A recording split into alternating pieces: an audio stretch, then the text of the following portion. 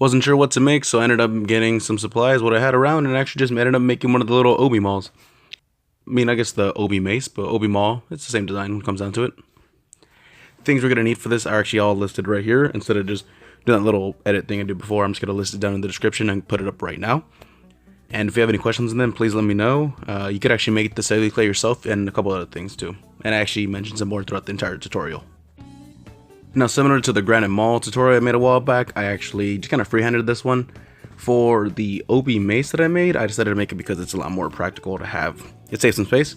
I did a 7x7 square and got I believe a 1-inch PVC pipe I used by a Home Depot. They cut them actually pre-cut. I believe they're about 2 feet long. Not too long, but just enough for a mace. And the 7x7 square is going to be the head of the actual mace. I made another one that was about a 4x4. That is the smaller piece of the maul. And I believe if you want to make an actual maul instead of a mace, you go 10x10 and 6x6. It really depends on how many supplies you have. And with this one, if you can only buy afford one can of the great stuff, it's the insulation foam. One can will let you be able to make 2 of the 7x7 and 4x4s in case you mess up. And you're simply just going to use the great stuff or the insulation foam of your choice, and just begin filling in the square, and eventually just have like little stacks. And these do stick to your skin. Don't believe they're too harmful to you, but it'd be best to just not touch them.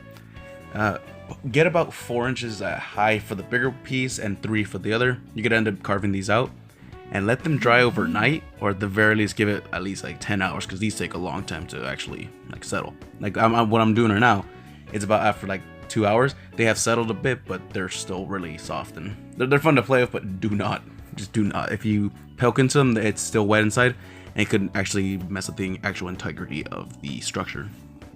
And after they've dried, just pull off the paper from the bottom. The outline should still be there very faintly. If not, you can pretty much just kind of guess it. And you're going to begin carving these into what I see as kind of a diamond shape on the side for the smaller piece, and a more trapezoidal piece for the bigger piece. And these are going to be the head and I guess I could say the mid piece of the mace, or Obby Maul if you decided to go for the larger piece. And at this point, you could stack them up on top of each other, put the PVC next to it, and you'll have a rough estimate of how actually it's going to look like. You'll start carving it out, and make sure you have just a clean space to do this and a bag ready to just pick up a lot of stuff, because foam, it just gets everywhere. And you make sure you have a vacuum or something else to clean it, and begin cleaning out the diamond piece for the smaller piece or the mid piece, and the trapezoidal for the larger head of the actual mace or Obby Maul. And if you don't have a small little hacksaw you could just kind of use, make sure you use a box cutter. It's just fine. It may take a little bit longer, but again, it just get to this point and it'll be pretty happy. And I know it's a little brown on the bottom, but I feel it adds character, especially since the polygons from RuneScape, well, old code RuneScape aren't necessarily the best polygons, but I like the design. And you can line them up, make sure you have the circle down in the center where the PVC, and just start slowly carving out a small hole for the head of it. You could actually make it a little bit tighter than the other one, just because once you stick the actual PVC in there, it's going to need to be able to grip onto something. You could put some glue on there, but luckily I cut it at the time where it was still kind of wet. Once I put it in there, the foam actually just wrapped around the PVC itself and it just kind of acted like a regular adhesive. For the centerpiece between the head and the mid piece, I actually just wrapped a bit of tape there, because you're actually going to have to do that eventually with everything, and it might as well do it the first time. And it actually made it a little bit more, you could say, tight for the mid piece to actually fit in with everything. And at this point, you'll start lining everything up and putting everything where it wants to be, put the final gluing, because at this point you are going to start taping everything with I believe it's the masking tape or the painter's tape, which I used.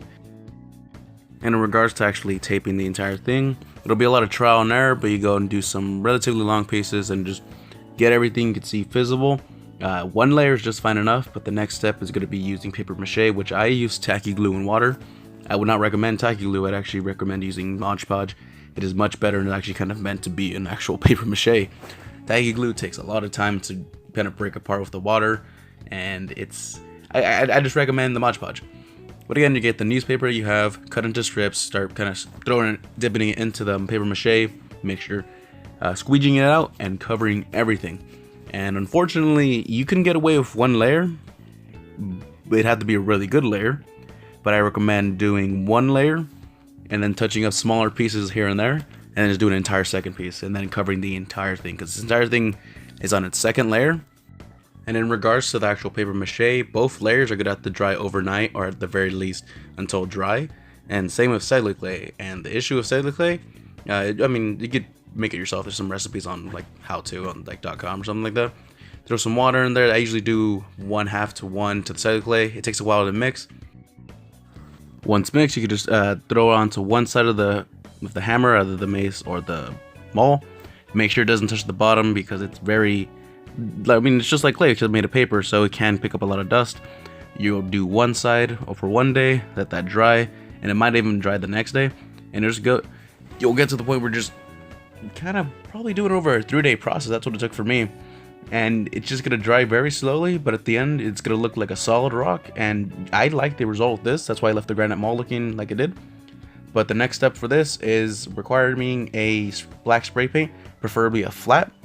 Just gonna do small little sprays here and there, and after a while you're gonna get your Obby Maul, or your Obby, what the hell's the actual name? It's like Tzhaar-Ket-Om or Tzhaar-Ket-Em.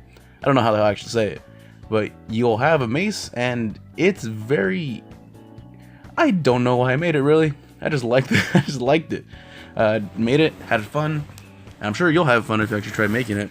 If you have any questions in regard to making it, please let me know. I'll try to help you out with whatever I can. And if you ever actually wondered what a Obby Maul would do to somebody, well, it's a giant rock hammer, but I don't really have that. I mean a mace.